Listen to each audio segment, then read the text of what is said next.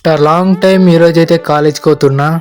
Hello మామ, welcome back to a new vlog. ఈరోజైతే కాలేజ్కి పోమని అయితే రెడీ అయినా. ఈ అమ్మ టిఫిన్ వేసింది ఉప్మా తినైతే కాలేజ్కి అని అయితే పోతున్నా. నేను మా ఫ్రెండ్స్ ఇక పోయేటప్పుడు చూసుకోవచ్చు, రోడ్ అంతా విశాలంగా ఉంది.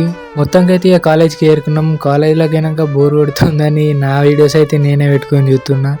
ఇదైతే మా క్లాస్ రూమ్ నుంచి వ్యూ మంచిగా ఉంటుంది.